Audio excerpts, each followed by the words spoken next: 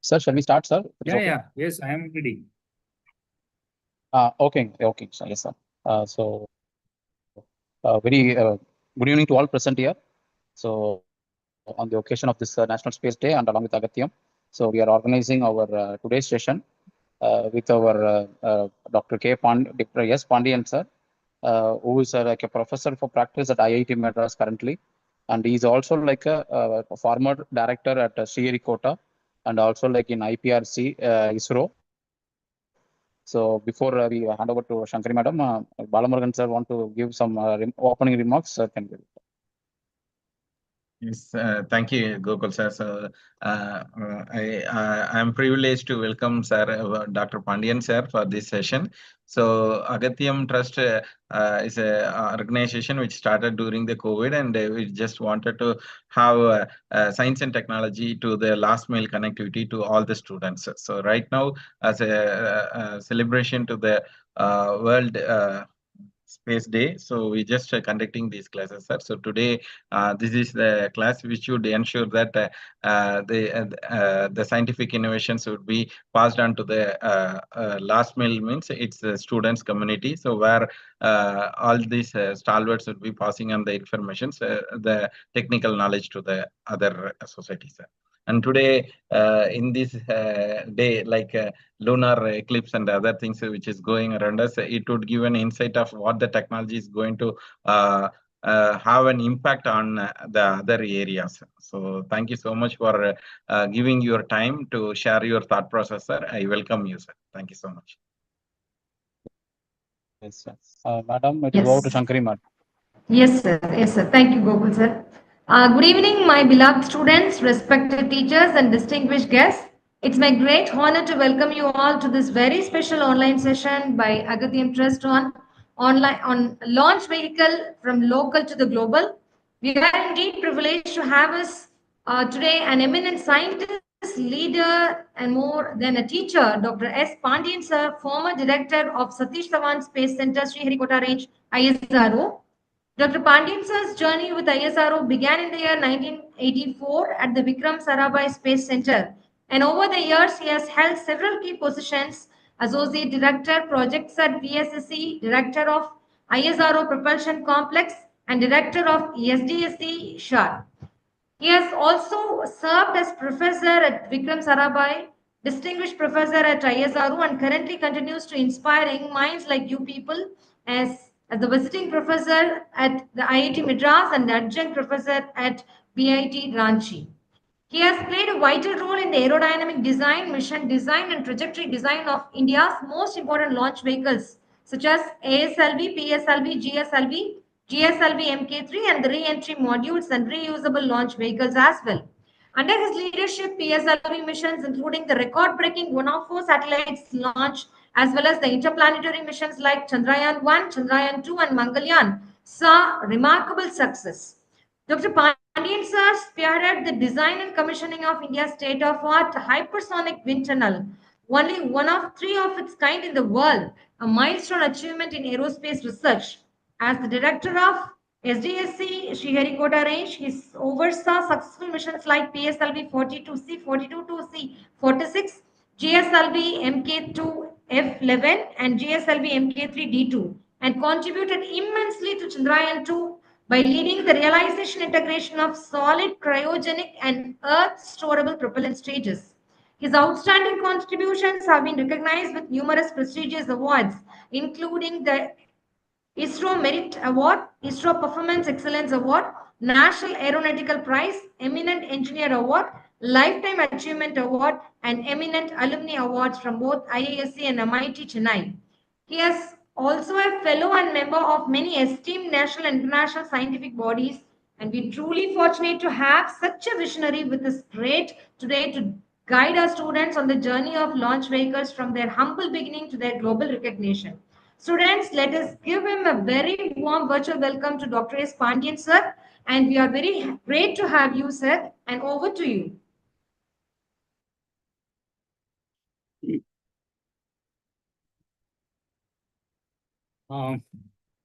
Very good evening to all of you. First, let me thank Agathiar Trust for giving me this opportunity to share some of my thoughts with the young minds of this part of the country. And let me thank Mr. Gogul, senior scientist from ISRO, and thank Ms. Sankari ma'am for a wonderful introduction. Anyway, let me start my presentation. Today, I'll be talking about the launch vehicle. All of you might have heard many lectures from ISRO eminent scientists. This is another lecture related to the launch vehicle. What are the launch vehicles all over the world? What do they do? What a common man get out of it? Those details I'll be sharing with you.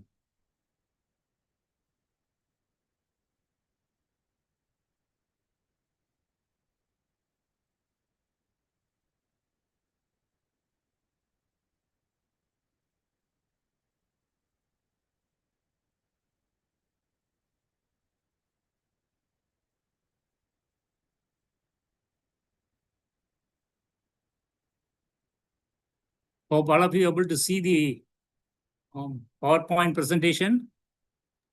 Yes, sir. Okay. It is visible. Thank you.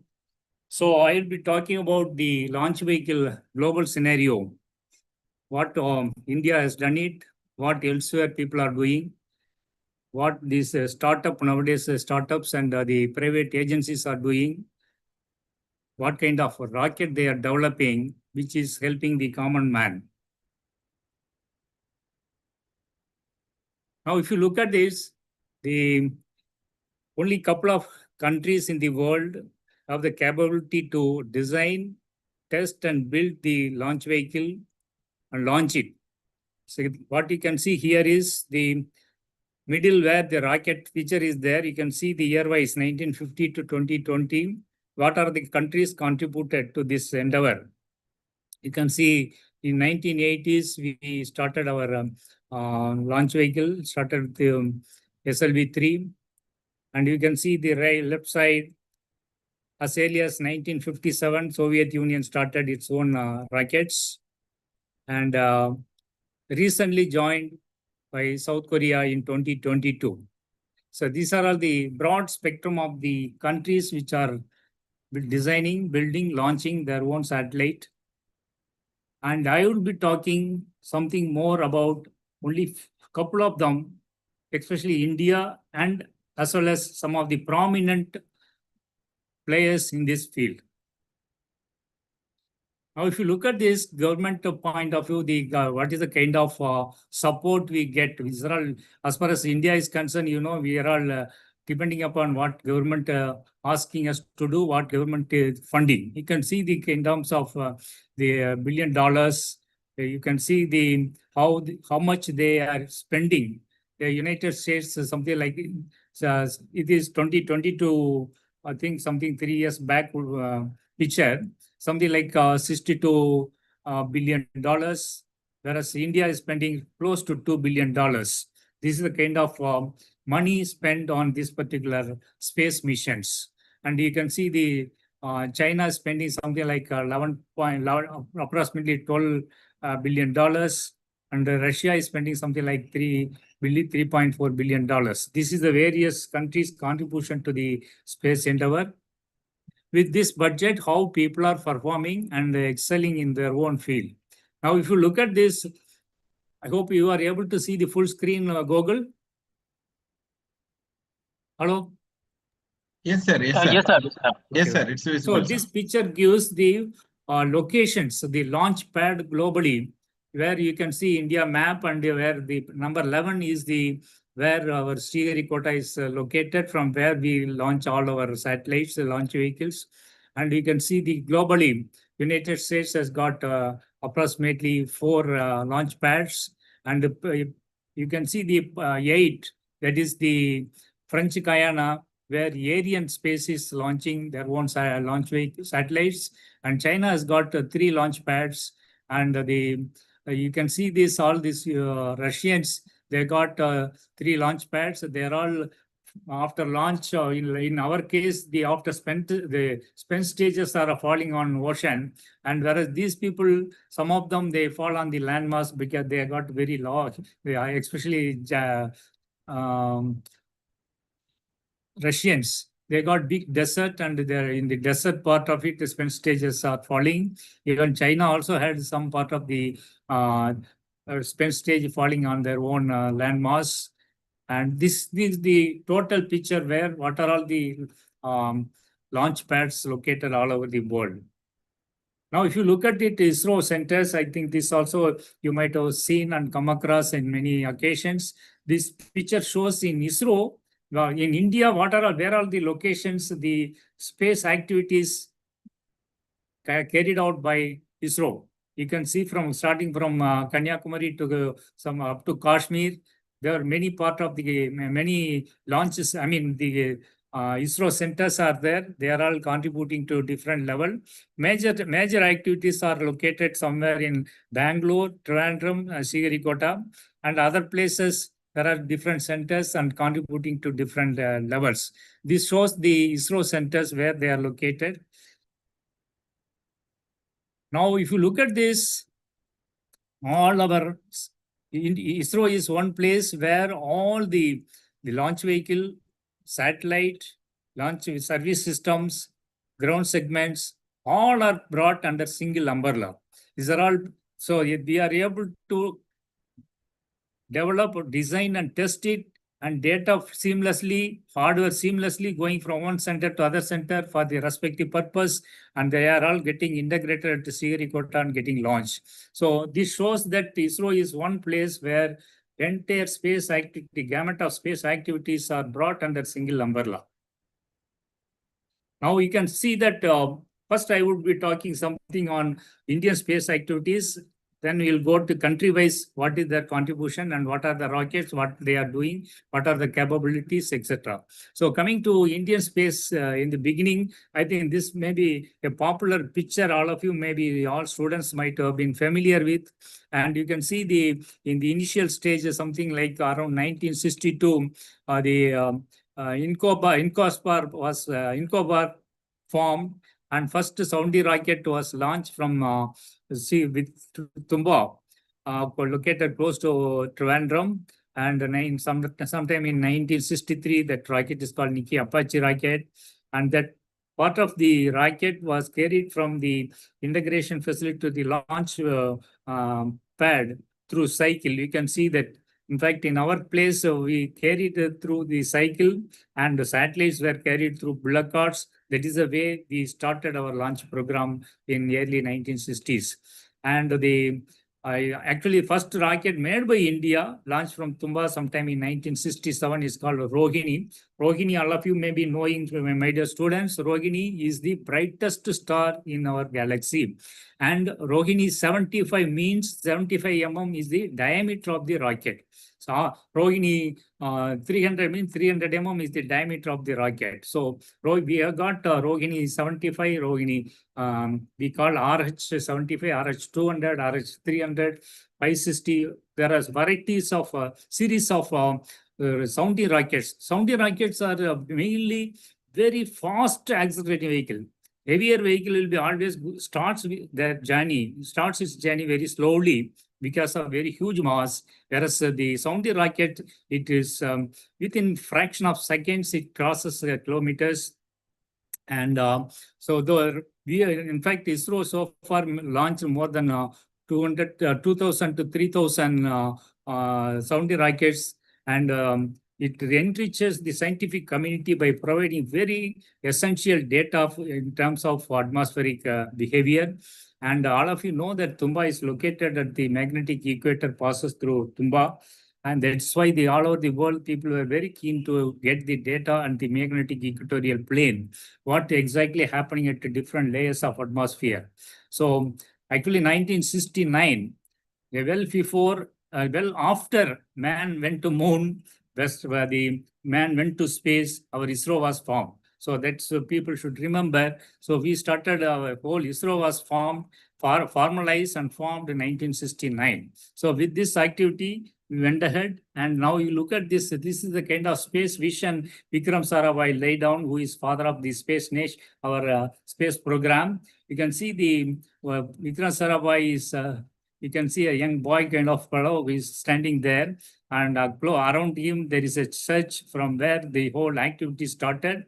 On the right side, you can see the launch vehicle starting from Saudi rocket to GSLV Mark 3 as of now, and you can see the topmost left thing is the satellite what we built for our countrymen, and we had a successful interplanetary missions like Chandrayaan, Mangalyaan, all those things, Aditya missions, and we had our own we have our own space human space program. All of you know, as part of that, recently Subhanshu Shukla went to International Space Station and brought wealthy of experience. And this gives the broad spectrum of the our Indian space program. Now you can you see this India space transportation system by 2040. In fact, 2040, what left this road shows what are the development required in terms of the space activity. Left side of the road gives the launch vehicle. What are the launch vehicle need to be developed? Right side of the road gives what are the technologies which need to be developed, designed and developed and integrated to the launch vehicles. You can see that the topmost thing, 2040, human man is supposed to land on moon, and 2035, we are supposed to build our own space station, and all other things. You can see that we had our own moon mission and Mars mission. All those things are highlighted. The technologies like hypersonic wind tunnel, material development, lithium-ion battery, cryogenic engine development, semi-cryo engine development. These are all the gamut of technologies which are essential to develop those launch vehicles, which are listed here. If anybody interested on any of these things, you can call me, ask me, interrupt me, and I am very happy to explain further. And you can see this is the ISRO fleet. We can start actually. I will be talking now onwards the major launch vehicles, though many countries develop many. In fact, as of now, more than 78 organizations all over the world developing launch vehicles. Developed and developing and successfully demonstrated. 78 industries, 78 organizations, something like NASA, ESA, ISRO, JAXA, like this. There are 78 organizations. So you can see that we started with the SLV3. The great Abdul Kalam was a project director of that. And we can see what are the dimensions, what are the payloads, what kind of propulsion we use in that SLV3. If you come to the right end, we can see that the LVM-3, which is one of the massive 600-ton launch vehicle, which is used for our Chandrayaan-3 and which will be used for our all manned mission in the years to come. And ISRO has matured and developed various propulsion technologies, something like the solid propulsion, liquid propulsion, all those things I'll be covering in the subsequent slide. All of you know that PSLV is our workhorse, and we had more than 60 successful launches. And that is the one which is workhorse for ISRO, used for Mangalyaan and Chandrayaan-1. So now if you look at this is the solid motor. Our Google is contributing very greatly for the realization of this highly hazardous, safety hazardous, very technologically challenging activity is being carried out at Sriharikota, where we can see the S200. This is S200 means 200 tons of solid propellant it is inside. And this is the third biggest the solid motors in the world. So I am glad to say that Sriharikota in a position to develop such a massive propellant, strap-on solid propellant motors and successfully integrate and launch it. And this is the high pressure, the third stage. This is one of the highly efficient solid propellant motor in the world. On the right side, it shows that various motors what we developed for SLV3. These are all solid motors. And this gives the liquid propulsion engines development over years. when we started with 1 Newton thrusters, which are used for our satellite purpose, we had 11 Newton. Now we have got the semi-cryo 1960 kilonewton thrust it can able to generate, and the other the 75 kilonewton 196 kilonewton cryogenic pump fed things already we have successfully demonstrated we use as the main propulsion device. So this gives the engines of the various launch vehicles of our country. This shows the liquid stages and cryogenic stages from the engine, how this is getting built and over years. And these are all the various capacity of the liquid propulsion. You can see the right end is the 25-ton cryogenic stage used in the GSLV Mark III. And this is used in GSLV CUS, the 12.5 ton, 15 ton we are using in GSLV and etc. So this shows the currently what is the scenario. If you take a PSLV and the technology is matured and ISRO is concentrating more and more on challenging technologies, why the industry cannot share this? So now what is happening is whatever technology, whatever design and drawings and facilities all shared to private agencies, and private agencies are building this rocket now, and they will be launching in the months and years to come. So basically this shows the how a launch vehicle, how the distribution of the components in terms of cost. If you look at the fabrication, 40% of the hardware is fabrication takes, and roughly 10% goes to chemical and propellant. Material plays a very major role, which is something like 38%, and the electronics component something like 5%. This is how the whole rocket, any typical rocket, this is the cost composition given here. And we generally start from raw material fabrication and stage level integration, vehicle level integration, and launch. This is a kind of sequence, very simplistic way of putting it, and it's being done. You can see here the first stage is where our Google is integrating the first stage S139, and second stage, third stage, and fourth stage of PSLE, how they are getting integrated. And this is a vehicle assembly building is shown here. So this is coming to GSLV. GSLV is one of the most complex vehicles ISRO realized, which has got both liquid, solid, and cryogenic. All the three propulsion things are used. And here, though initially there were technological denial from Russia, and the former president of US was Senate member who opposed this technology should not be given to India. So, but ISRO has taken it as a challenge, and we could be able to realize, and we built our own cryogenic stage and successfully launched. And recently we had our own GSLV F-12, which is successfully launched the American satellite, and the satellite is working very well. So this shows the various stages where what overall contributing to this. One interesting great aspect of our country is actually all industries, almost more than 600 industries contributing to this space endeavor, which are all starting from very small company to very major companies like HAL, L&T, all these people are contributing to different levels.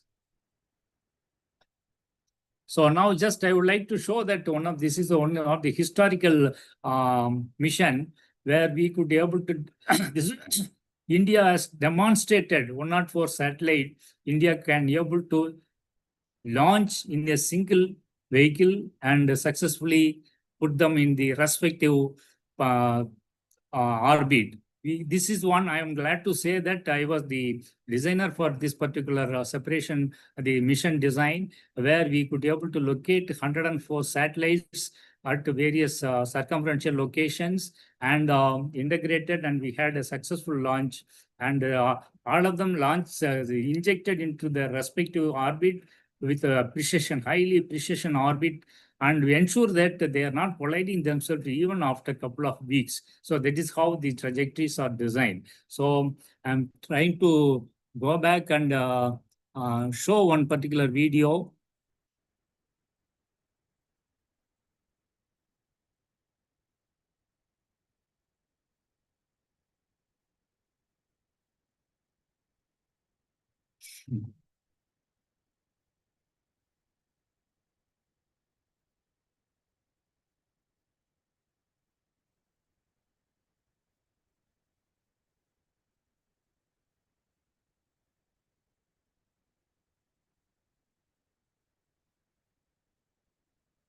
Are you able to see? Google? Yes, sir. Now video has to be on, sir. Are you seeing the video? No, sir. Video we are not seeing. For the screen we are seeing, sir. All the video screen.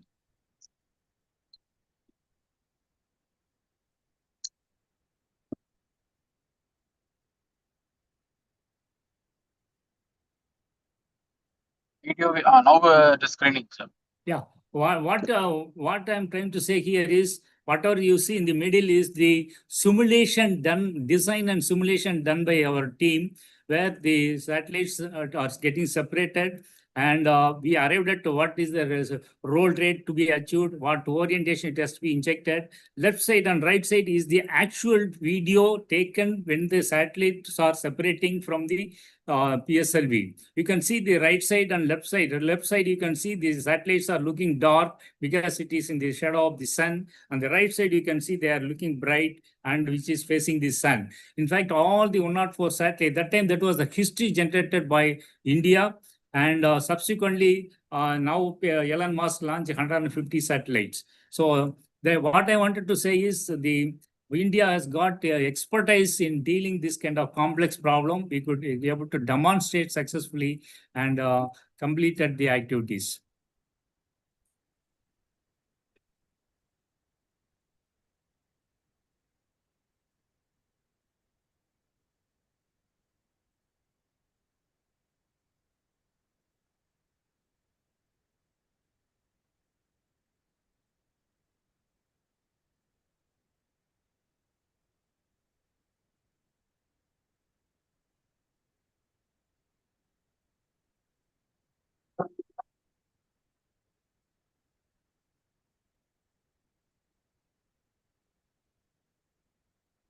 So is it visible now?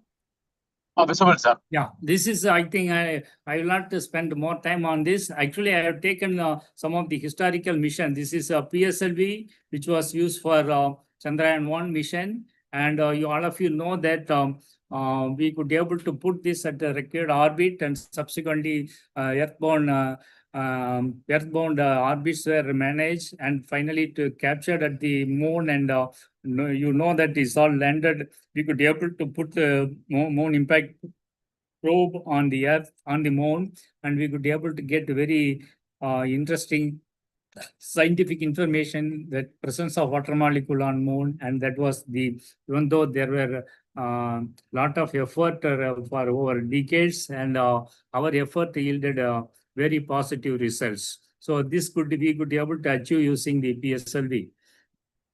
So Chandrayaan-2, all of you know, this is the what you are seeing on the middle of that. This is for when the Chandrayaan-2 landing on the moon. How this it will be landing against the gravity of the moon, and we have to fire the thrusters, and those thrusters are getting tested at the Mahendragiri, my ISRO Propulsion Center. Or you can see that whatever 4 nozzles, we can see red hot thing. They're all radiatively cool nozzle, and you can see that the kind of temperature what is there is thousands of Kelvin, and we could be able to demonstrate and integrate and be able to, though Chandrayaan-2 was a failure and it's partial success, I would say, we could be able to put the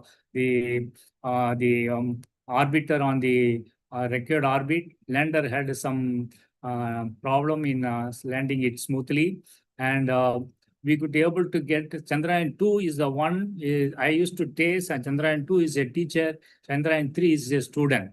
Chandrayaan-2 is the one which has given high resolution camera, they highly completed the complete mapping of the moon and created atlas, and that is the one which all over the world people are using. That is the best resolution India first time could be able to get compared to any other country. So this is also done by our GSLV, and this is Chandrayaan-3. I think quickly I will go through this.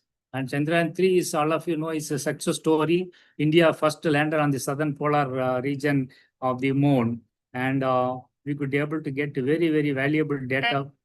9, 8, 7, 6, 5, 4, 3, 2, 1, 0. Chandrayaan-3 is GSLV Mark 3 is the M4. Second. Lift off normal. You are tracking. Auto tracking. Auto tracking. Stage performance normal. Before tracking. L1 turn stage ignited. I hope the 2 minutes. students will get opportunity to witness the coming launches from Sriharikota. Performance normal.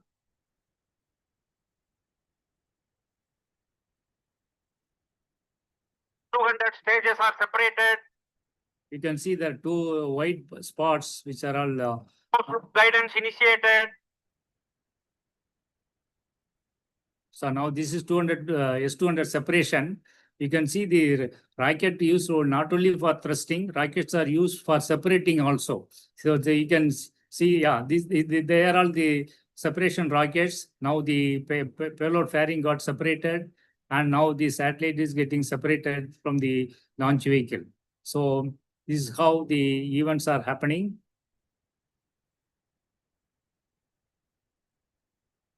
So Chandrayaan-3 is successfully separated and started its journey to moon.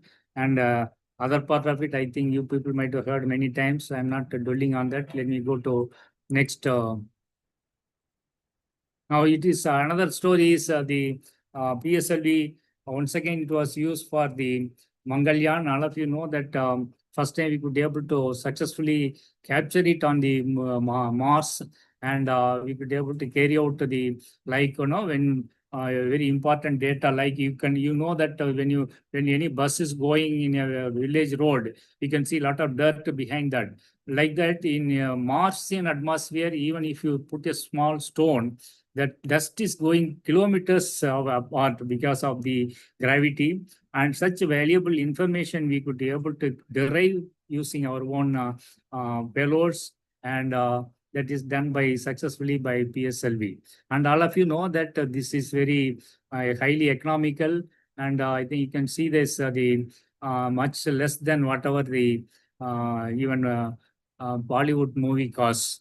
So this is how the trajectories are missions executed, and first time India is the one of the country which captured the very first attempt itself, but most of the thing it overshoots the planet and goes away.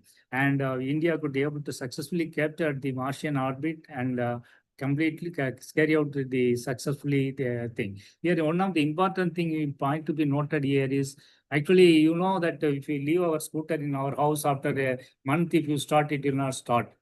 Bus, car or something, you have your own problem, our own problems. Whereas here, after 295 days, the engine has to restart. So that is how there only the intricacies, what is involved has been on the ground. We could be able to test it successfully and implemented. And when it went to Martian gravity thing, and we could be able to restart our engine, LAM engine, and successfully started and performed very precisely, and we could be able to execute the thing. So many cases, people have problem in terms of restarting after a couple of months. So this is Aditya mission, and okay, this yeah. all of you know that we have sent our Agathiar to L1 point, and it is giving very, very valuable information. I'm glad to say that Nigar Sagi, one of the madam from this part of the country, was leading this particular endeavor, and I'm glad to say that we got very valuable data. Though there are many experiments are done over decades, and the theory and experiments are contradicting, and our data we have been disseminating and have got well appreciated by the scientific fraternity all over the world.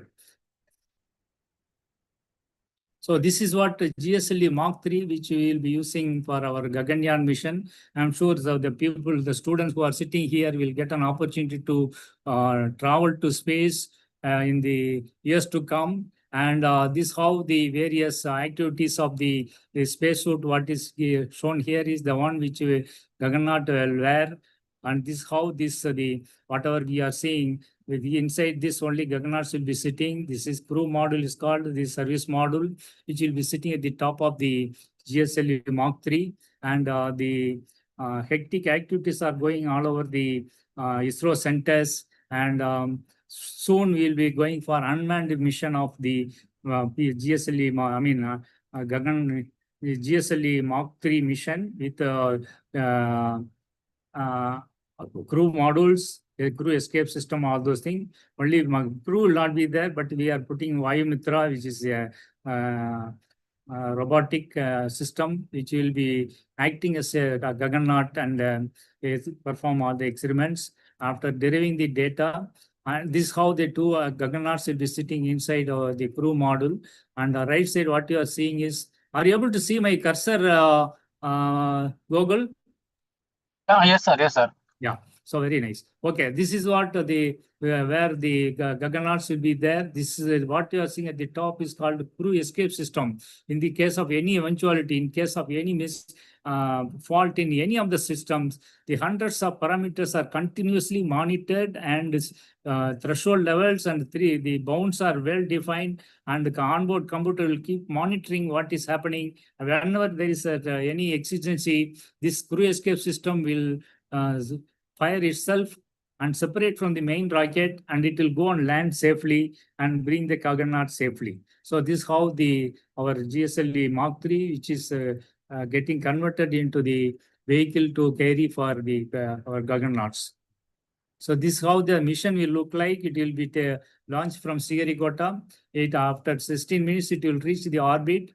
In the orbit, it will be there for 5 to 7 days, and it will carry out experiments. And after completion of the thing, the crew module plus service module is called orbital module will be deboosted, and it will come and re-enters. When it is re-entering, it will be facing 3000 degrees centigrade outside. Whereas Gaganath's inside will be sitting at 25 degrees centigrade. You can see 3000 is brought to 25 degrees, 300, almost 2 order less by way of a system called thermal protection system, which are all designed and tested and qualified, and that is getting assembled to the crew module, which is the ensure that the thermal protection system is ensures that the temperature is not exceeding. And after that,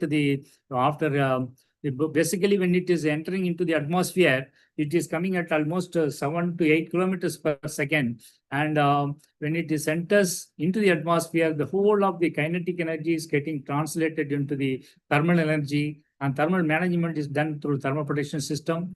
And towards the end, the parachute system will be deployed, and they will land safely. So we had recently that certain experiments, it was carried out in Sriharikota, and it was successfully demonstrated. This is one of the crew escape system. What how it performs was tested in Sriharikota.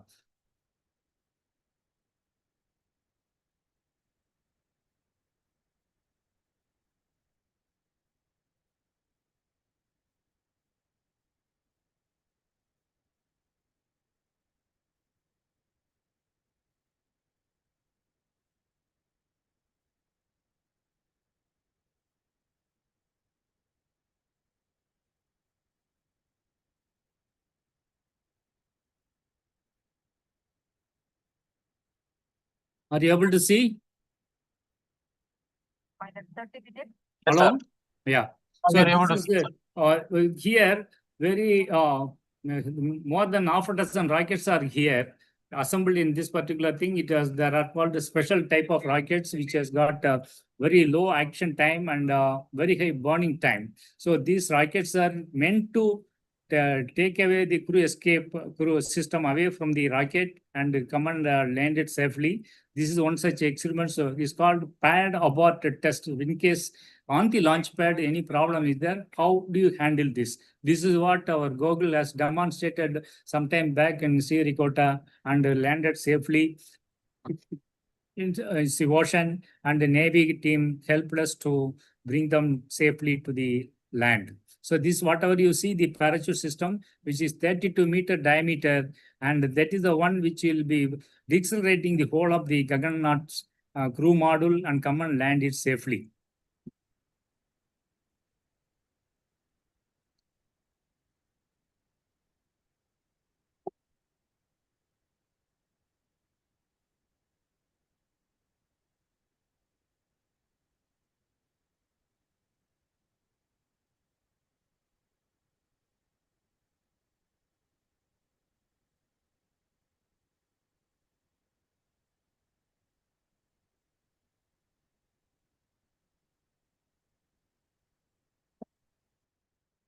So now let me get back to other countries' launch vehicles.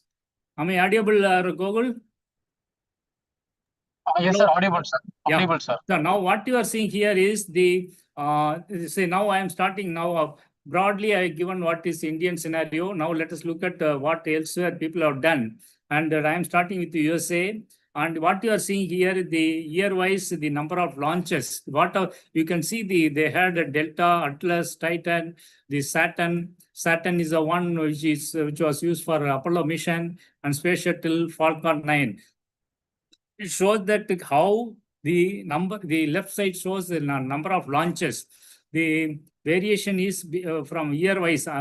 X-axis shows the launches per year for major US launches. This is how the different launch vehicle from their country got launched and gives the total picture of their space program in terms of launches. Now, if you look at this, how these launch vehicles are classified is small lift vehicles, medium lift vehicles, heavy lift vehicle. What is lift mean? That in this case is payload is less. When you have less than 1,000 kg is called small lift vehicle. The rocket which it can carry less than 1,000 kg satellite is called small lift vehicle.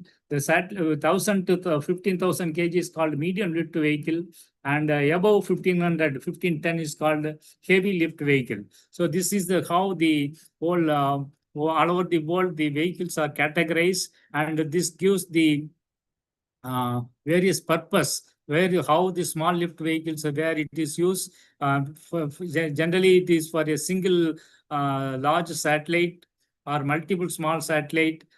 All launch, and also there is in the small lift vehicle. Basically, small lift vehicle means capacity of the rocket is small. That means the thrust energy exerted by the rocket is small. So that's what it is called, small lift vehicle. And basically the medium lift vehicles are used for multiple satellites to be launched. And this one is coming. And heavy lift vehicle, where basically I will be talking of this Falcon 9 and Blue Origin, all those things. They are all building very heavy lift vehicle, and ISRO also is building new generation launch vehicle which forms a part of this. So this how these launch vehicles are classified, and their payload cost, this is given here. Now, if you look at it, what is the whole why I'm saying these things? Some of the students that, who are listening here, maybe tomorrow you may become the CEO of the starter, and this how the satellites are distributed in terms of 2030. You can look at it. The heavy lift vehicle occupies almost 97.5%. Medium lift vehicle 2%. Whereas in earlier 2020s, the scenario was different. The beginning and up to 2012, the medium lift vehicle had a prominent role and heavy lift was less. This is how the whole share, market share on the payload is getting distributed among the different launch vehicles. Okay, this shows the market value of the heavy, medium, and small launch vehicles and how much it occupies. Whatever I told in the previous slide is getting converted into tabular form, and the launch cost also is shown here. And this particular thing shows how over years the heavy launch vehicles, how many of them launch, and how many of the medium launches happen, how many of the small launches happen. You can see small launch vehicles are almost very small, whereas heavy launch vehicles are picking up. In 2030, it is almost going to very significant picture. Okay, this is how the distribution looks like. So this I would like to dwell on it. This is the Apollo. All of you know that our Armstrong went to moon with this. There are many queries asked when we were presenting this Chandrayaan to our own student community. Many students ask why we are taking 1 week to reach moon, whereas the Americans are gone in shorter time and the Russian gone in shorter time. The basic reason is there you can see that Apollo Saturn V, which was used for the Apollo mission, it is 110 meter long, almost 9 to 10 meter, 10 meter diameter. So that is a kind of huge vehicle they could be able to build, which is very, very powerful rocket, which was developed on those days. Because of that, they could be able to reach moon in a shorter time, whereas we were taken almost 1 week, and the point here, I think we have taken almost 40 days. 40 days to reach the moon surface because of our rocket's power is small, and basically whether you reach moon in 4 days or 40 days, it is immaterial. Basically, the scientific information what you want to get is going to be there, and we got it, and we have been using it. And because of that, the small rockets what we have, we could be able to efficiently manage the mission and reach that thing in a 40 days time frame, whereas they could be able to reach in shorter span because of their powerful rocket. So we are yet to develop this kind of facility in India. There is no company which can make a 10 meter diameter ring in country. We are at best now, India can make a 5 meter diameter ring, and that's what our new generation launch vehicle going to use. Now you can see this, I think Space Shuttle is one of the historically very huge rocket, and all of you know that it had, it is like aircraft is sitting on a rocket, and this you can see is a wing body, and it's the payload bay, whatever they can keep the payload, that is 18.3 meter long. This is how this is called the payload bay, and the 4.6 meter diameter. It is much more than an ordinary room in our house, and it uses cryogenic solid propellant. And then the solid propellant, this is one of the biggest solid motors ever realized by the human. And they use this particular thing, and the cryogenic propellant also used. And they had 135 launches successfully. And we lost our Kalpana Chawla in this particular Challenger mission, and very successfully used to build the International Space Stations. Actually, this got retired sometime in 2011.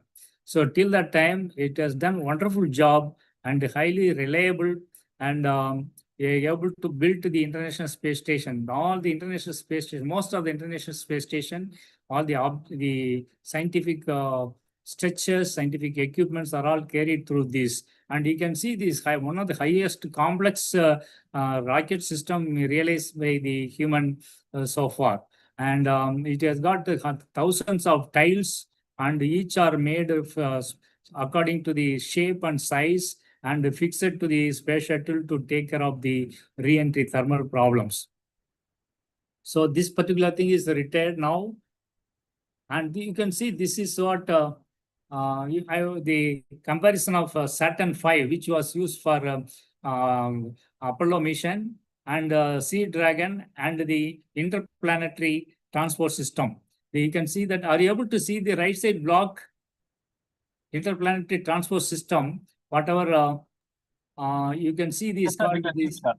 Are you able to see? Because for me, something is getting blocked. It shows that the audience, the participant, and all those things, that block, is it there for you?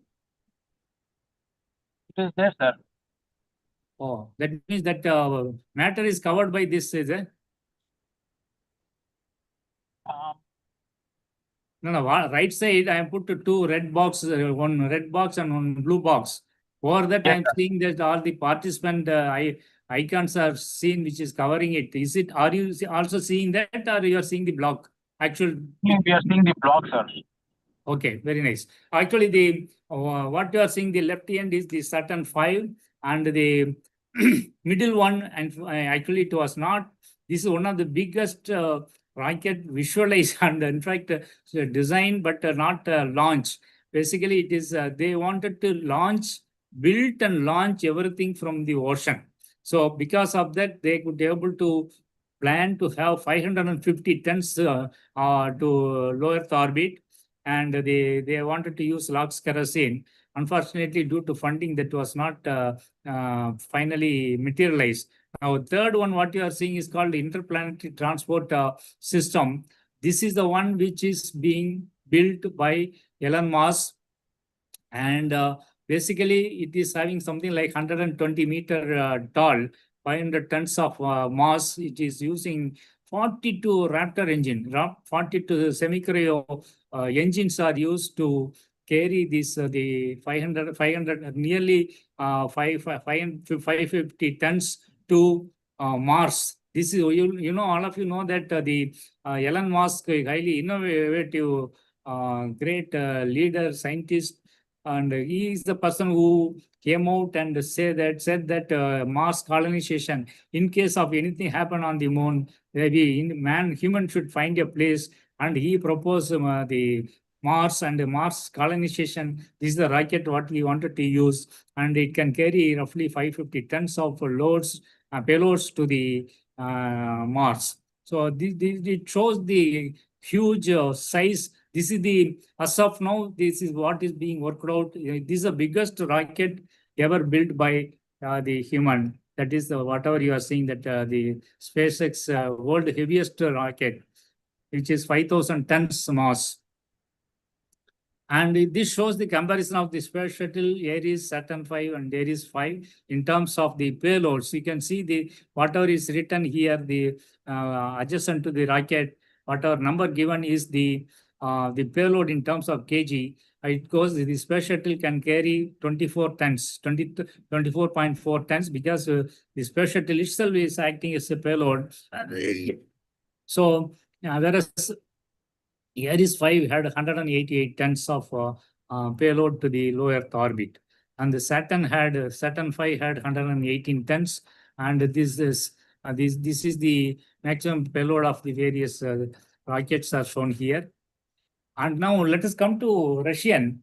Russian is one, they are very, they have been using the liquid propulsion. That is, the main rocket is called the Soyuz launch vehicle. Actually, this is the one which is used for more than 1,800 missions. It happened. It carried both the manned and unmanned thing. This is the rocket which carried very first satellite, Sputnik, to the orbit. This is the first rocket which carried Yuri Gagarin to space. And there are very, very powerful rockets. Mainly, they go for the semi-cryo kind of thing. Liquid oxygen RP1 is a kerosene kind of thing. And very successful missions they had.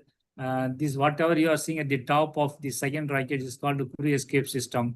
This is for use for International Space Station. In fact, after grounding of this the Space Shuttle, the Soyuz is used to carry all the payloads and juggernauts or astronauts to space and bring them safely. This is the rocket which is extensively used, which belongs to Russia. And this shows the energy is another very powerful rocket built by the Russians. It shows the kind of the how this the core vehicle and various strap-ons are all number of strap-ons increases, and the how this the Vulcan is one of the powerful rocket built by the Russians.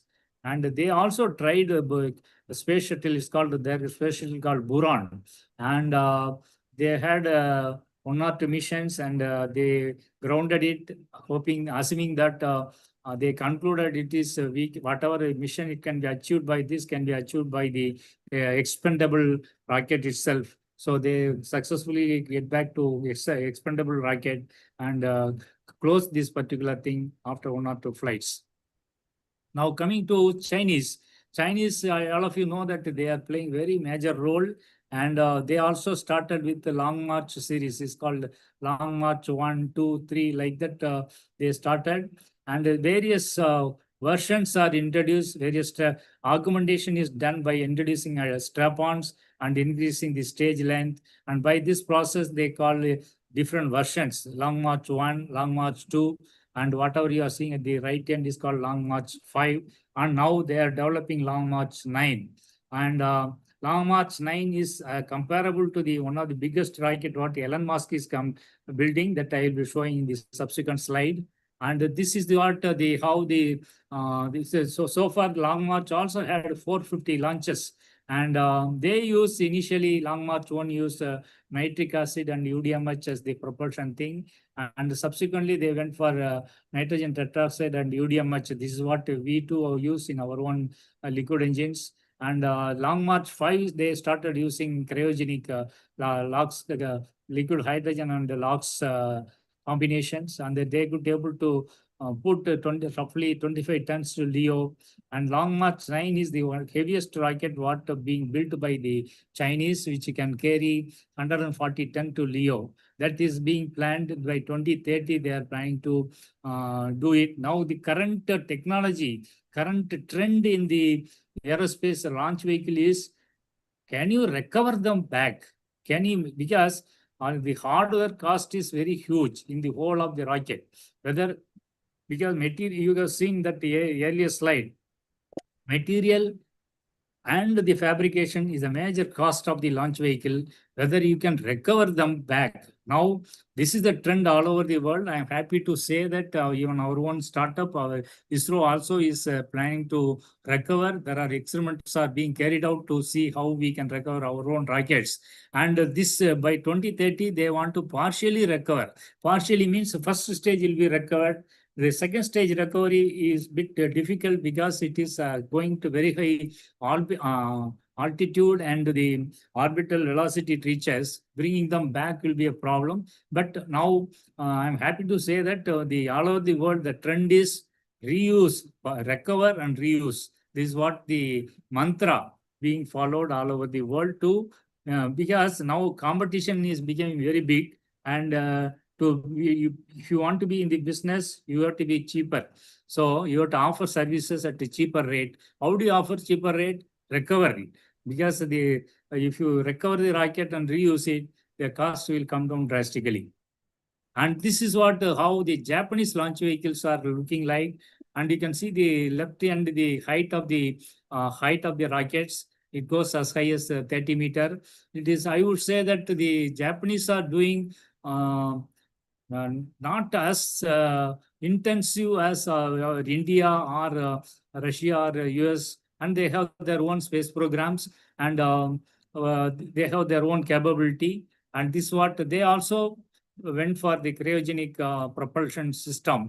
They started with the H1, then they called H2, then H3, something like that. These are all the various rockets developed over years. And they are all relatively, I would say that medium launch vehicle and medium lift launch vehicle, and they are doing fairly well.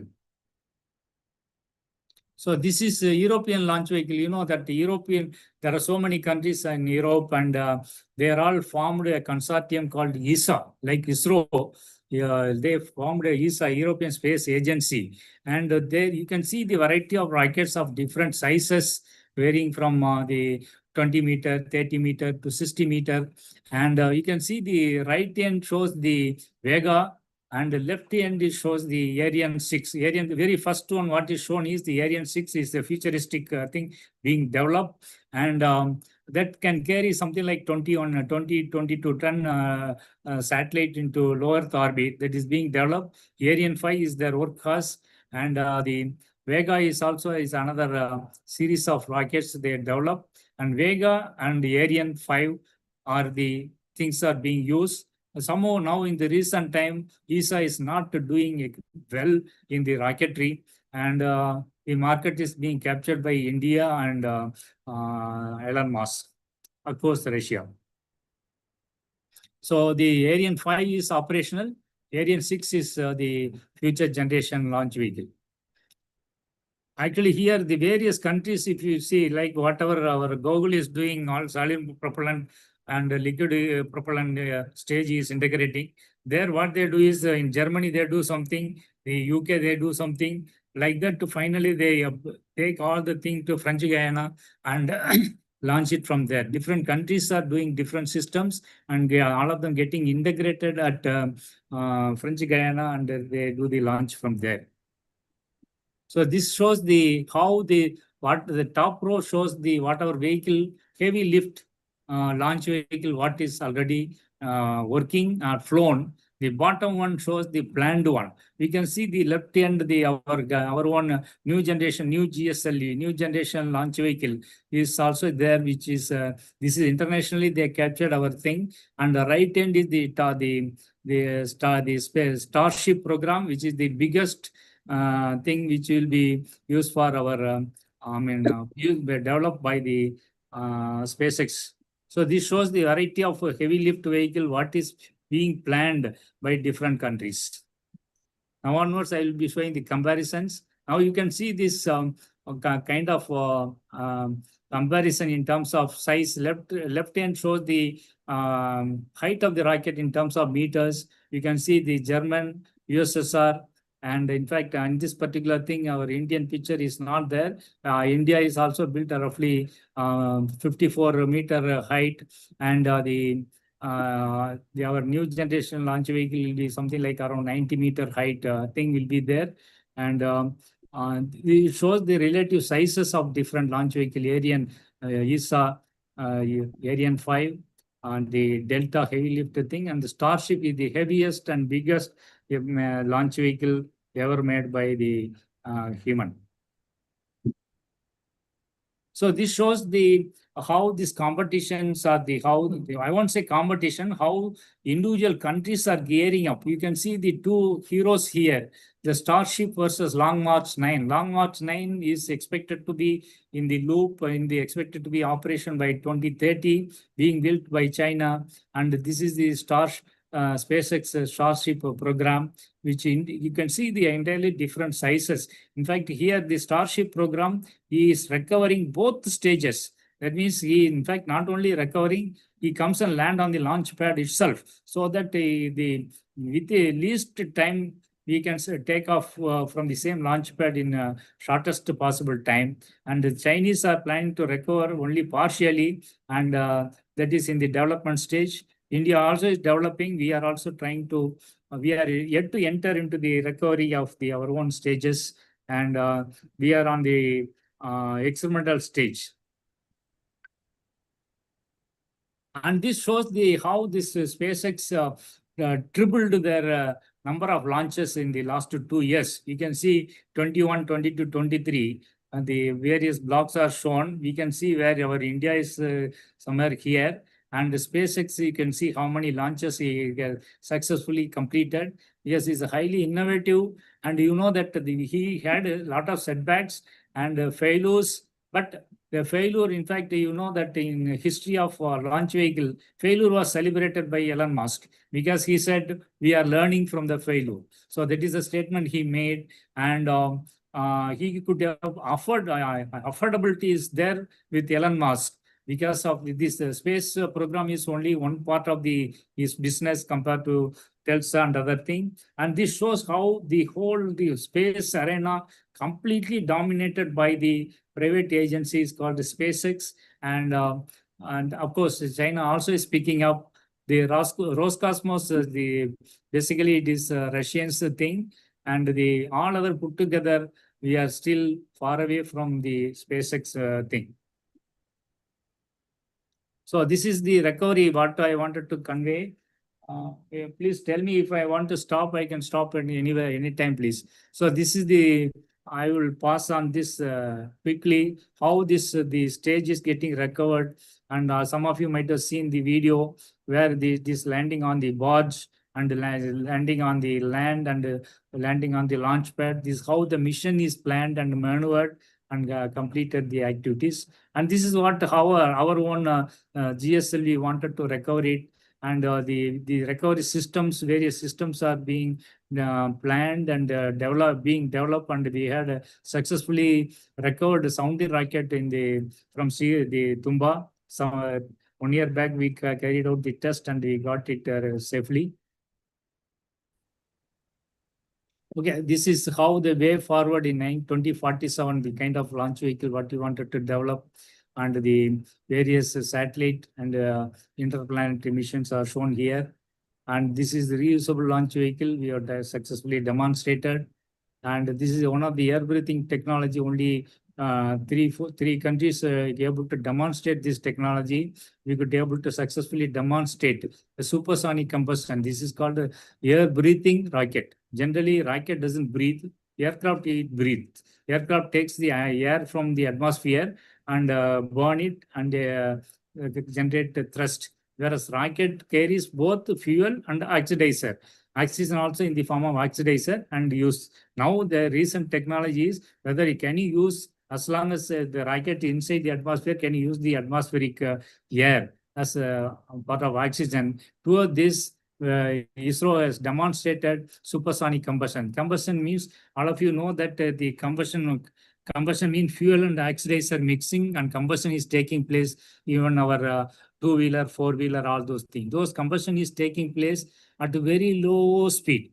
Whereas in this context, the rocket is going at a hypersonic speed and combustion will be taking place at supersonic speed. That is, there is a proverb here. It is the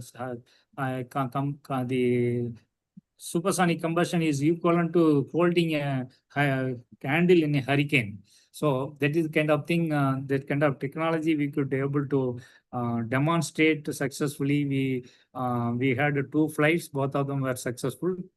And now coming to hypersonic, all of you know, all over the world, the hypersonic planes, aeroplanes, hypersonic missiles, all are getting developed. India is developing hypersonic missile. Americans are developing. In fact, Saddam Hussein could not be hit by Bush because of the missile limitation. Now, because of this, all the major countries like Russia, China, America, and India, they are all developing hypersonic missile.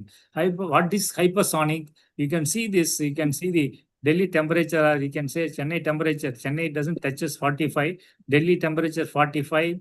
The aluminum gets melted at 700 degree, and the steel gets melted at 1400 degree, and hypersonic is something like 2000 degrees centigrade. This is a high temperature business. Basically, it has to be dealt very carefully. I'm glad to say that when Madam said we develop a hypersonic internal to test this kind of hypersonic technology, we built the facility and successfully working on that. These are some of the reusable launch vehicles which are being developed and being used at hypersonic speeds. And this is also another series of various concepts being studied for hypersonic thing. And this shows the hypersonic aeroplanes. Whatever you are seeing, Airbus, Boeing, and all those things are all traveling at the subsonic speeds. Earlier, you know that Concorde was there, which was a supersonic flight, got grounded after due to certain technical problem. Now people are going back to, starting a hypersonic plane. That means New York to London, they want to reach within an hour. So that is how the hypersonic comes into picture. These are all the hypersonic aeroplane being built by different countries. The startups are doing extremely well in this area. There, this USA, Chinese, and Australia making hypersonic planes, and India making hypersonic missile, and which can travel at this hypersonic speeds. So coming to startup, India, there are more than 350 startup come in India. Why I'm specifically telling here that some of the students here may be very eager to join this kind of a startup, or you can have your own startup and build the space infrastructure, launch vehicle, satellite, all those things. And this they are doing extremely well. The whatever ISRO had taken 10 years, they have taken 10 months. So that is the kind of young blood is flowing, and the whole expertise, whatever ISRO learned over years, whatever we fired our fingers, those knowledge, those technology, those facilities are all available to these startups, and they are making use of it successfully and progressing well. And the space tourism is another thing. And here the India is planning to have its own space capsule like this, and have the human will be sitting here, and already the certain organizations in US, they Blue Origin, they taken the tourists to space and brought them safely. India also is planning to have such missions in the futures. I am sure that some of you may be interested, overall interested to go to space and come safely. Hello, are you there? So they're there, sir. Actually, they are the attendee list, sir. Oh, So, they can't respond. Yes, sir. After the session, during interactions, they'll come and panelists, sir. Okay, okay. So this is what, with this, I'm trying to conclude. And so overall, what I would say is what India is doing, what elsewhere people are doing, what are the capabilities of different launch vehicle. I think you got some exposure towards this. With this, let me conclude. Thank you so much. Yes, sir. Thank you so much, sir. Pandian, sir, always our mentor, who teaches the basics of rocketry to the extreme, the higher level of wisdom. Definitely, sir. You have started like a slide with taking a rocket in the cycle, and ends with the tourism. So maybe definitely the students, it's almost 51 schools across the Tamil Nadu have been joined, sir. So they would have enjoyed the session, and they would have taken your whatever the shared knowledge. So it is now open up for the interactions with the sir. So students can raise your hand, and so that people will make you as a panelist, so that you can unmute and you can give your question. Thank you, sir. Thank you. Can I close this presentation, or shall I Yes, sir. Yes, sir. You can close, sir. Yeah.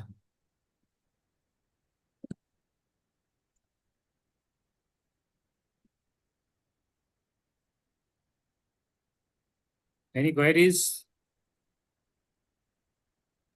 Sir, good afternoon, sir. My name is T. Badasan from St. Anne's Medical High Secondary School, Block 29, Navy, sir. Good afternoon. Yeah. Sir, my question is, you said in the capsule, no, sir, while returning to Earth, you are told that thermo area is protecting the heat, no, sir. Yeah. So how inside the capsule human will feel heat or not, sir? No, actually, it's a good question. It's what basically when the crew module is in the orbit, it will be going almost 36 to 38 kilometers per hour, something like 7 to 8 kilometers per second speed it is going.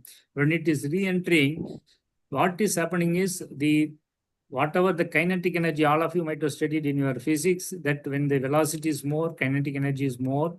When the kinetic 7 to 8 kilometers per second, that is the kind of velocity.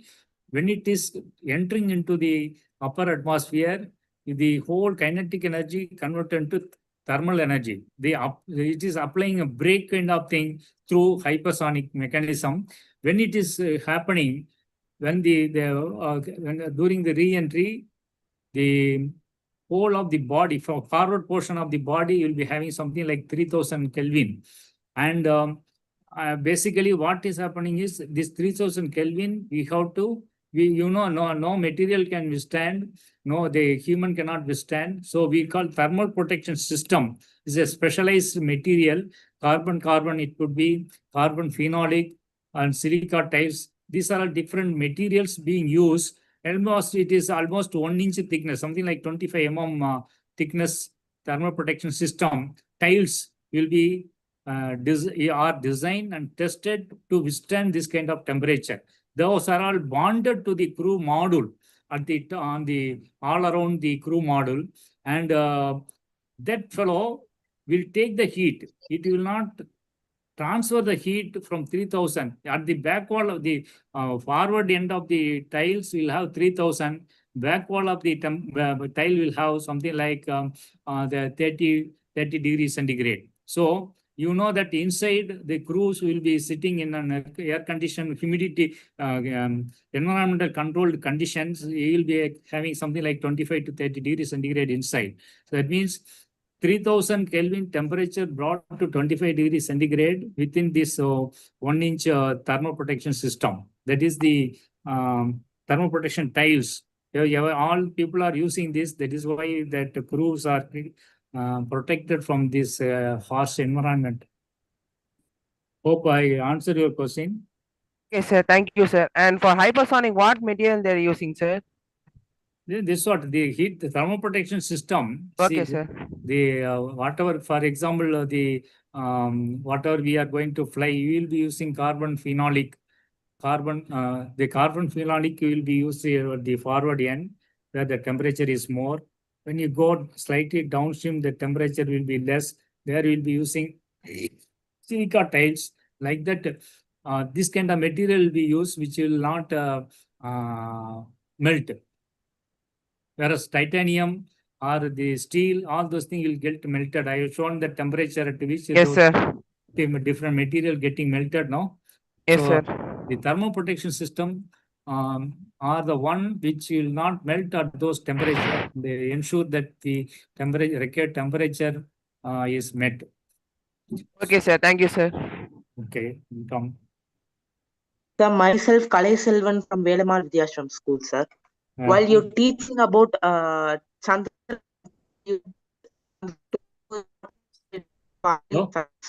Your voice is breaking, Kalai Selvan. Hello? Oh. Your voice is breaking. Kalai Selvan, your network is some problem. You can come on proper network and ask the question. Hello, sir. Yeah. Myself, Ilakya from Velamal Main School, sir. Yeah. Good evening, sir. Nice to meet you. Good evening. And my question is that is there any specific training for the space tourism, sir? Yeah. Actually, the space tourism, as you know, that there are two things. One is the Gaganaut or astronaut, they will be having very intensive training coaching, whereas a tourist cannot undergo that kind of training. There are minimum essential training is given before they board the launch vehicle. It is available. They what to do, what not to do. All those things, do's and don'ts are instructed, and they are put into certain type of test before they send it. It is there in India. It is not there. We are yet to build. It is there available in US, and they could be able to send our own Indian also went, as a tourist and came back safely. Training centers are there in US. Okay, sir. Thank you so much, sir. Thank you. Okay. Sir, my name is Sheikh Adil from Velamal Metrics, sir. Yeah. Sir, in that ISRO future roadmap picture, you showed the Shukriyan, which is set to go to Venus, sir. But I thought that the atmosphere of Venus will be very hot and cloudy. So, what are the steps to build Shukriyan so that to avoid these problems? Very good question. The Venus has got very harsh environment in terms of temperature, in terms of the acid, full of acids and other things.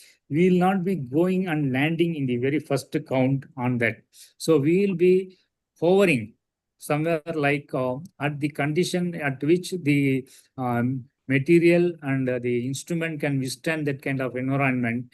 We will be hovering at those conditions and at that altitude, at that height. It will not be landing on the Venus in the first count. We will get the data, collect the data, understand and appreciate, and do the design of the system to withstand that kind of conditions. Then only we will go and land.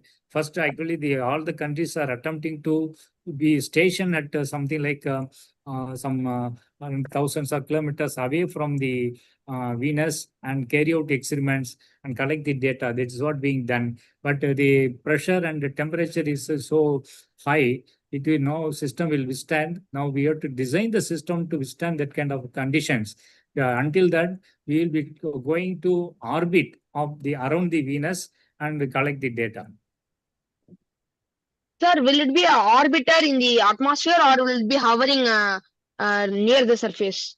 No, it is upper atmosphere of the Venus, where almost the conditions is similar to our Earth conditions. No, that is we are having now Earth pressure is we are breathing those the 1 atmosphere pressure. No, inside our body, outside our body, also 1 atmosphere is there.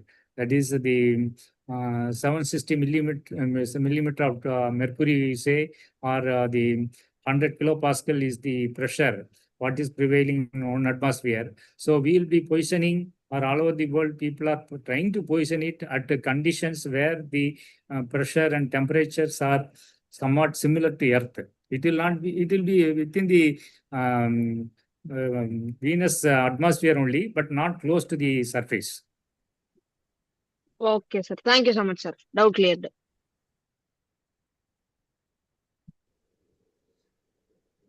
Sir, sir. Yeah, yeah. Now am I audible, sir? Yeah, you are audible. Carry on, please. Yes, sir. Sir, myself, Kalaiselvan, sir.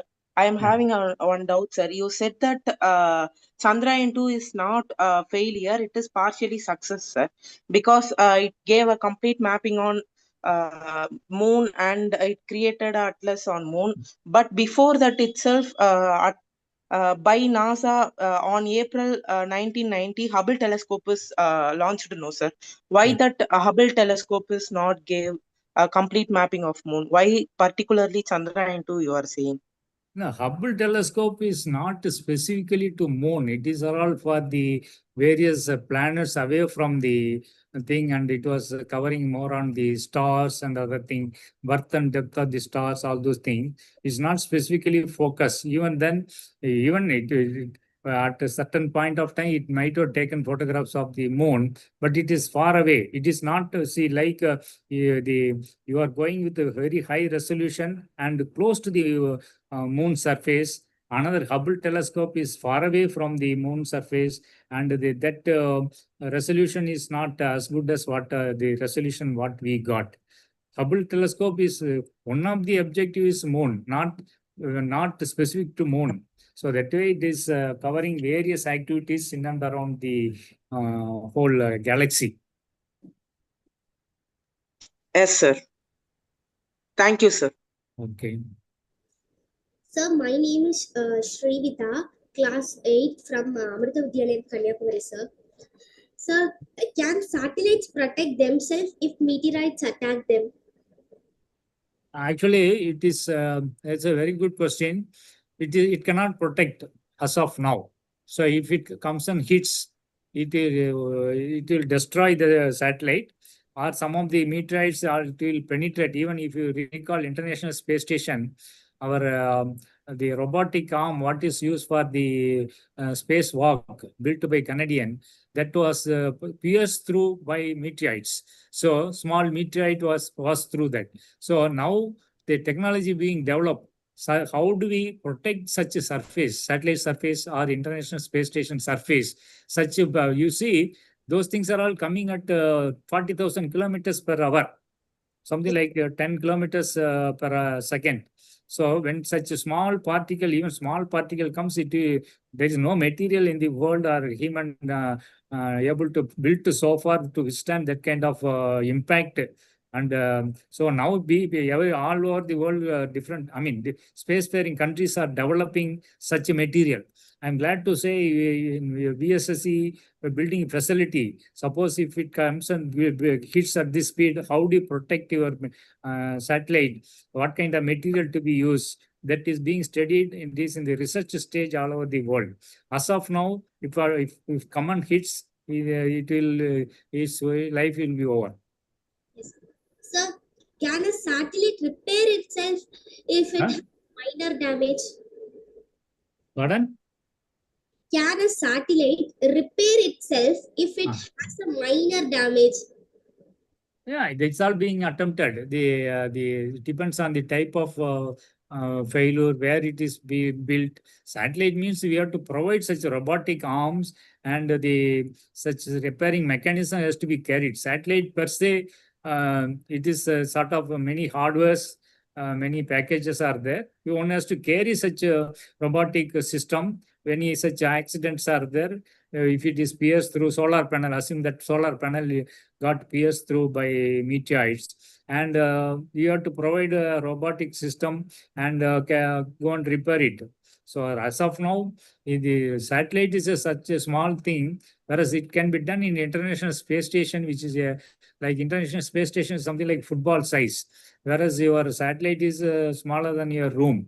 So that way, the providing such a sophisticated system in a small satellite is not possible. But the International Space Station kind of thing, it is possible. You know that there were leaks and the Russian CAPS module, and they have been trying to plug those leaks. That kind of thing can be attempted when you have the bigger system like International Space Station. But in the small satellite is very difficult. But in the future, if you are building small robotic arms or such a thing can be attempted. Thank you, sir. Okay. Good evening, sir. Good evening. I'm Vishri Dhanalakshmi, studying 9th standard in USC Palniamal Metric High Secondary School, Erode. I have a doubt that how do the scientists find the payload capacity of a certain launch vehicle to a specific orbit, sir? I'm not getting a certain rocket for specific. Sir, how do scientists find the payload capacity of a launch vehicle to a certain orbit, sir? Okay. No, see, rocket is designed to carry a particular payload. Suppose if you want to carry 1 ton satellite, you have to build the rocket. The rocket system has to be designed, propulsion system has to be designed, number of stages has to be designed, mission has to be planned to achieve that particular bill box. We call it as bill box, where the satellite has to be injected, at what velocity, what altitude, what orbit, all those things are predetermined, and the rocket will steer. The control system has to be designed, guidance system has to be designed to steer the rocket to reach that bill box and release the satellite at that condition. Thank you, sir.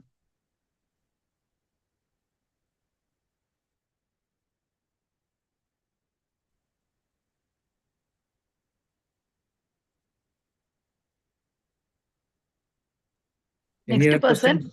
Next person. Good evening, sir. My name is Tushit. Good evening. From Vedaman Matriculation Higher Secondary School. My doubt is, when a launch vehicle is re-entering into the atmosphere or during the splashdown, sir, in manned missions, how is the vibrations and the shock waves produced during the splashdowns reduced, sir? What is the current mechanism we are using to reduce it, sir? No, that is a good question. When you, the crew module, no? Yes, Basically, when the crew module only coming back, rocket stages, rocket will take this crew module to a different destination, secured destination, and it will put. And when the crew module comes back, basically, when you assume that it is coming from 400-kilometer orbit, up to say 100-kilometer or so, beyond that only more of vacuum will be there. So it will be, there won't be any shock or any heating and all those things. So when it comes below 100 kilometers orbit altitude, there only Earth atmosphere is there. There it will be, due to friction, it will get heated. So first it will enter at hypersonic velocity. There will be a shock. There is a fluid dynamic shock, it's called. Aerodynamic shock will be formed ahead of the body, and that is the one which generates large heat. Okay, that to take care of that heat only, that the thermal protection system is used. So that way the hypersonic velocity it will re-enter. Then it will be coming because of this shock system. The whole of the whole vehicle will be getting decelerated. Okay, and then it comes to supersonic, then transonic and subsonic speed. And when it reaches something like 5 kilometer altitude or so, the 5 to 3 kilometer altitude, the parachute will be deployed. When it comes to subsonic, there won't be any shock system. And around Mach 0.5, below 0.5, the velocity called, I mean, below 0.8 is called subsonic. It keeps coming down. When it reaches something like 0.1 or 0.2 Mach number, the parachute system will be deployed. So when it is deployed, the vehicle will be, the crew module will be getting further decelerated and comes and land at 8 to 10 meter per second touchdown velocity. At the time of touchdown, there won't be any fluid dynamic shock, but the impact when it is hitting the water, there will be a shock associated with that will be there. It will exert a load on the stretcher. The stretcher has to be designed to withstand that kind of loads. Okay, sir. When it is decelerating, sir, how is it not tumbling over, sir? Yeah, Like that is spinning during the vehicle. It's a good question. Basically, vehicle shape is done such a way that it is controllable. There are stability point of view. The vehicle will be maybe stable or unstable. There are control system. Actually, it will be activated and ensure that the vehicle is not tumbling. The crew module is not tumbling. So when for example, in our crew module, it will be entering around 15 degrees and angle of attack. It will not be entering at 0 degree. At 15-degree angle, it will be entering so that the vehicle is stable. It will not be tumbling. So we have to characterize through internal, through CFD, and ensure that the vehicle is at what angle it is stable, and how do you avoid the tumbling. All those calculation has to be done, experiment has to be done, demonstrate it, prove it, then only we'll send the crew to space, and we'll not allow it to tumble. If there is no aerodynamics, there is no if there is no control, it may tumble, because the control system is there, and the whatever aerodynamic stabilizing or destabilizing movement is generated, that will be controlled through control system, and it doesn't allow to tumble. My thought was, sir, the thrusters are the only thing that would change the direction, sir. After the launch vehicles are like separated from the crew module, how is the crew module stable, sir? Yeah, that is the thrusters are there on the crew module also. Oh, okay, sir. And Thank you, sir. thrusters are there in pitch axis, yaw axis, roll axis, depending upon actually what orientation is coming, the record where it is supposed to land. So accordingly, the thrusters will be fired. The small thrusters will be there in the crew module also. Those thrusters is called RCS, reaction control system. It will be small jet will come out, and it will generate the stabilizing moment. Small thrusters will be there. Some 100 Newton thrusters there are in our RL, our crew model. More than 12 RCS system, RCS rockets are there. So we are using RC systems to control the angle, sir. Oh, thank you so much, sir. Good evening, sir. I am Bida Shankara from class 9A, Velamar Vidyalaya, sir. So which school? Is Chennai or Velamar Vidyalaya, sir. Where? Velamar Vidyalaya, me. Chennai. Okay. Yes, sir. So my doubt is about Mangalyaan mission, sir. So Mangalyaan mission, it's about sending satellite to Mars, sir. But it happened in 1960s to 1970s, sir. So I want to know here is what kind of principle did they use to calculate the trajectory, sir? One of the most common principle, I did some research on that. One of the most common principles were human transfer orbit principle, sir. But it's about our Earth. But how did they calculate the Mars orbit, and also how did they calculate the trajectory, sir, the distance between the Earth to Mars? Yeah, it's a good question. I'm happy that you have done research on this, and you understood what is hormone transfer and all those things. So thank you, sir. Okay, basically, you know the planet position, you know the Earth position, you know where in the Earth and Mars, where they are with respect to the Sun, where both of them are rotating. The Earth is revolving, and rotating around the sun, and Mars also doing the same. So we have to calculate to assume that today we are launching when we with our kind of speed, when our satellite can reach Mars. So where will be the Mars position? So today, if it is here, one part of the orbit, other fellow may be at some other part of the orbit. What is the minimum energy we need to spend so that we can reach the Martian orbit with minimum energy? So that way, the minimum energy transfer is called, they are called Fermat transfer, and we calculate, assuming that it takes 260 days. It is going at a particular speed, something like 7 to 8 kilometers per second speed.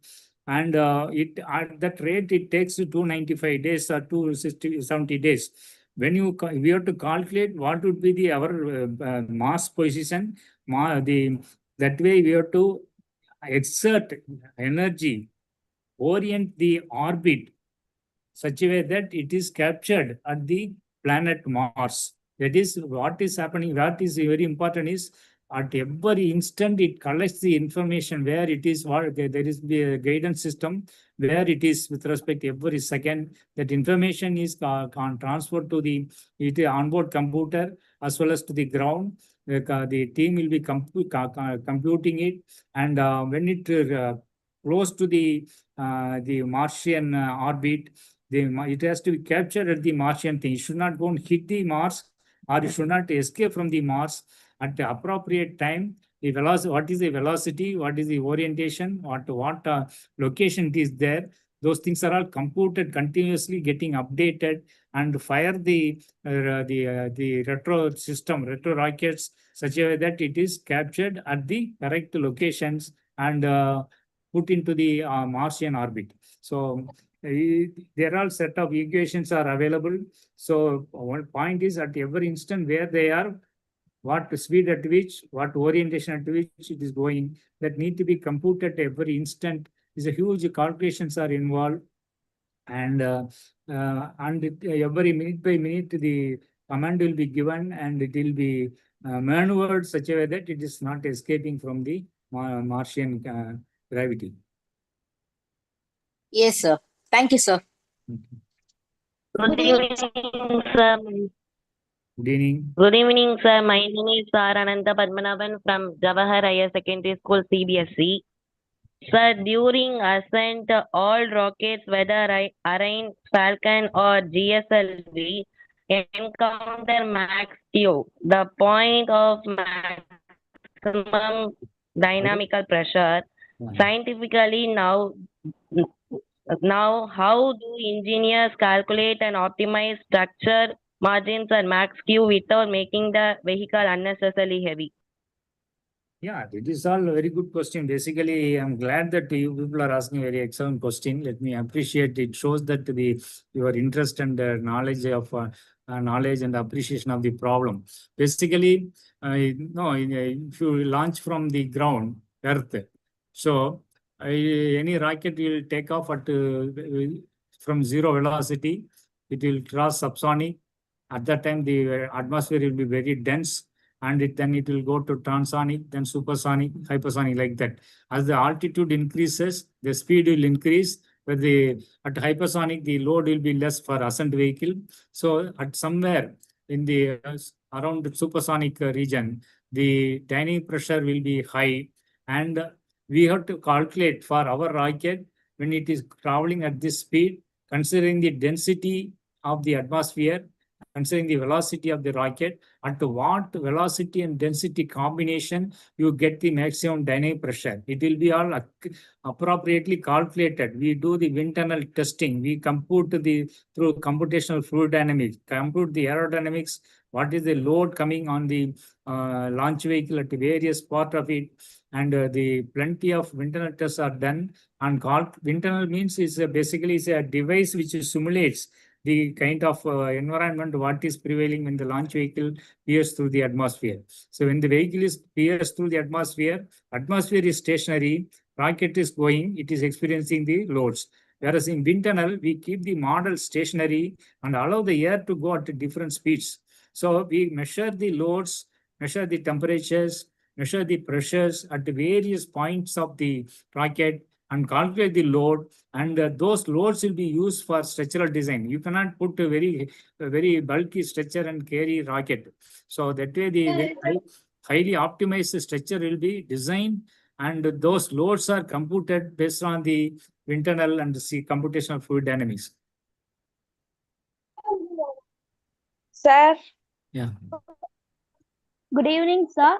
Good evening. I'm S.M. Dikshayada from KSR High Tech School, sir.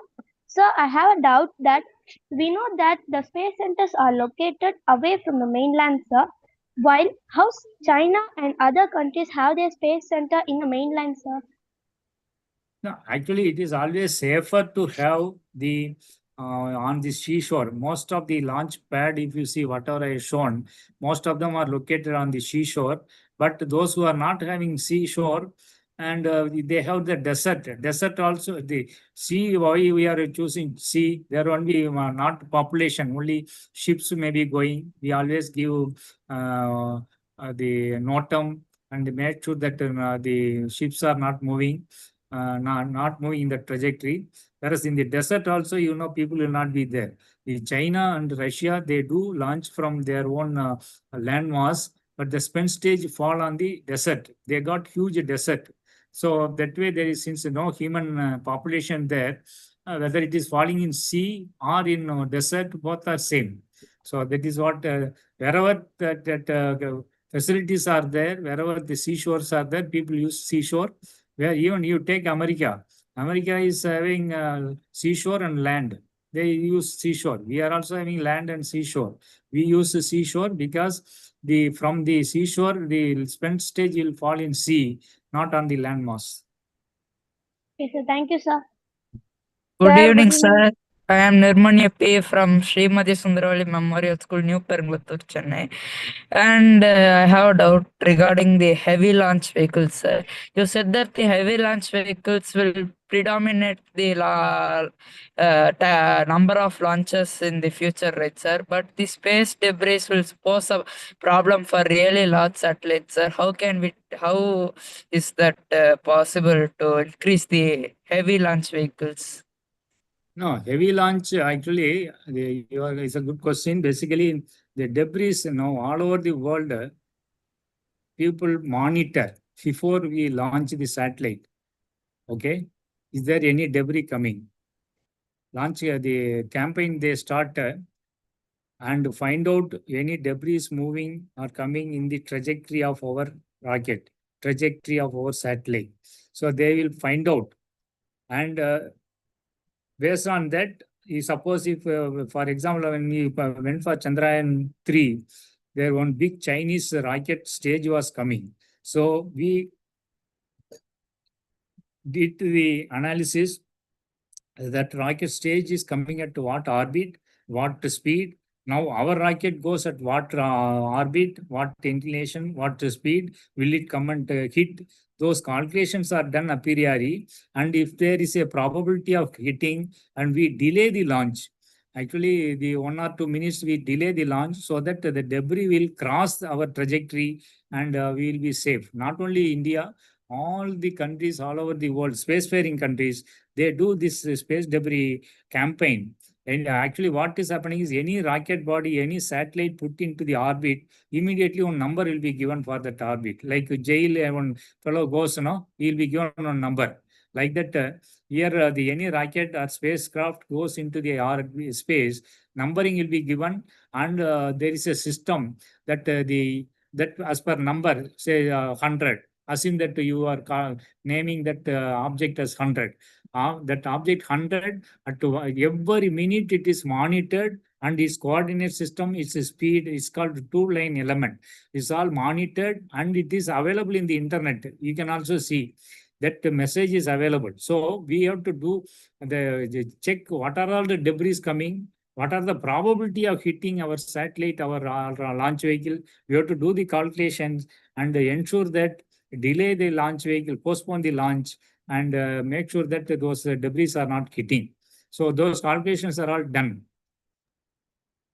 Okay, sir. Thank you, sir. Sir. Good evening, sir. Hello? I'm Sarah from St. Andrew Matriculation Higher Secondary School, Neyveli, sir. Why, sir, the space shuttle approximately have the 24,300 tiles used for thermal protection system, sir? Yeah, that is, see, the space shuttle goes to the orbit and comes back at, I told you, there was something like 36 to 40 kilometers per hour, 40,000 kilometers per hour speed when it comes. The temperature will be high, 2,000 to 3,000 degree will be there. So to overcome that, the thermal protection system, not tiles, some tiles are used, those tiles only protect the space shuttle basic structure and whatever equipment or whatever human or gaganauts or astronauts who are sitting inside, they are all protected using those tiles. Or thousands of tiles are used only to take care of the temperature effect. Okay, sir. Thank you, sir. Sir, good evening, sir. Good evening. Sir, I am Firdaus Mahan of Sairam Matriculation Higher Secondary School, Chennai, sir. Yeah. Carry on. Hello? Launched a rocket. Hello? Rocket. Yeah. Sir. Yeah, speak Hello? loudly. Yeah, speak loudly. If rocket stages are not, sir, if we have launched a rocket, sir, stages are not be separated, then what will happen, sir? Yeah, stages are not separated means a failure. That is why the separation systems are all single point failure, it's called. We ensure thousands of tests are done to such a separation systems tested on the ground thousands of times, and we ensure that it is not failing. If the stage is not separating, it will be a failure. It cannot go to the required orbit. It will go into some altitude, some height, and some velocity. Finally, it will fall. Stages have to separate. That is why it is called, space is very risky. Space science is very tricky. That's why people are calling rocket science. So you have to do a lot of design, testing, and ensure that the stages are getting separated. It's not allowed to fail. Thank you, sir. Sir, we can hold the question, sir. So time is there, sir, or? Anyway, I leave it to you. I am sitting in a oven actually. In my room there is no Wi-Fi. I am sitting in a conference hall. There is no AC, no fan. Okay. Anyway, I am ready to answer a couple of more questions. Yes, sir. Okay, maybe last two questions students can ask.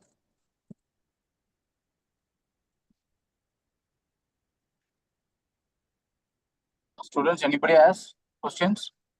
Sir. Yeah. Good evening, sir. I am here, Harshada from Sairam Education School, sir. Good evening. Sir, my question is about the rocket is made up of Carry on. stainless steel and aluminum alloys. They are melted in 1400 or 1700 degree, but the rocket is have a pressure of 2000 degrees Celsius. How they not are melting, sir? No, basically when it is ascending, when it is ascending means going up, the temperature will not be as high as re-entry. So when it is ascending, wherever temperature is more, we give the thermal protection system, not tiles. It is some other, depending upon the temperature, we give the certain thermal protection system wherever temperature is more, and ensure that the aluminum temperature is not exceeding 150 degrees centigrade. Such things we ensure. Rocket, when it is ascending, the temperature will not be high.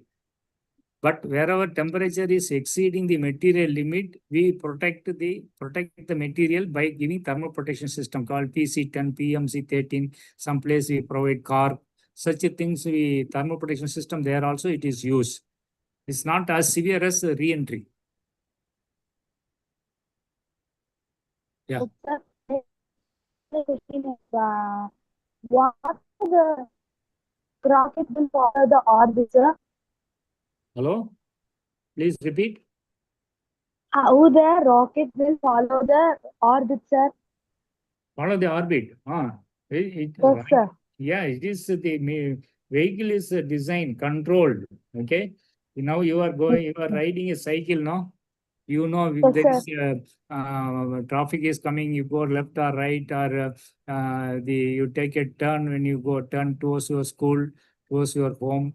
That way you know where to go. So that means that memory is stored, that the map is stored in your mind. So you are steering your vehicle, no cycle, or you are by scooter or whatever it is. So same way, the particular trajectory it has to go, that that route has to be stored, the trajectory has to be stored, the vehicle will be steering, controlled and guided in that trajectory. So it will go in the same way, whatever, like you are riding cycle.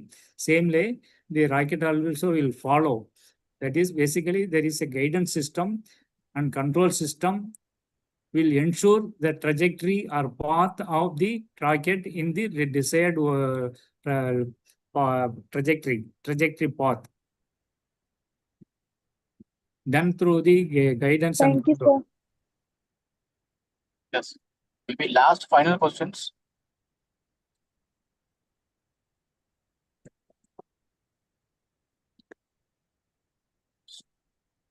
Students, anybody is there? Like you want to ask final questions with sir? Okay. Balamurgan sir, you are there? Yes, sir. Yes, Gokul sir. For concluding remarks, then. Yes, sir. Yes, sir. Thank you so much, sir. So it was a greater insight for the students as well as for us, because all the rocketry and other things, as you said, it seems to be a rocket science, which is very the myth which is being held by scientists alone. So now you have broken it, and we could understand the simpler logical formula. So thank you so much for making it more simple and more interactive. I could also see that for the 2 hours, the students were more interactive in preparing their own questions, understanding the things, and they are well posted their questions also. So it is a good opportunity for the students to interact with the greater leaders. So thank you so much for the opportunity. And it is Sunday, so you might have a lot of commitment, but still your painful things, as you said, there is no Wi-Fi in your room and no AC in the conference room.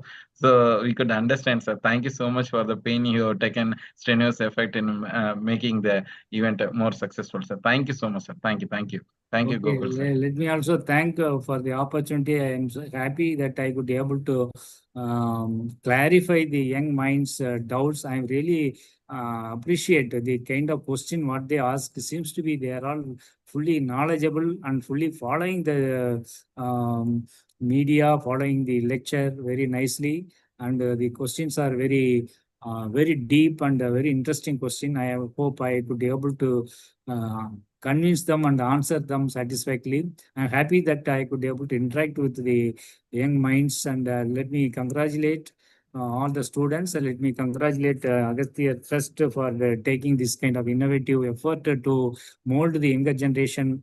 And I'm sure that this kind of activity programs will enrich our students' knowledge, and you are providing a platform for that.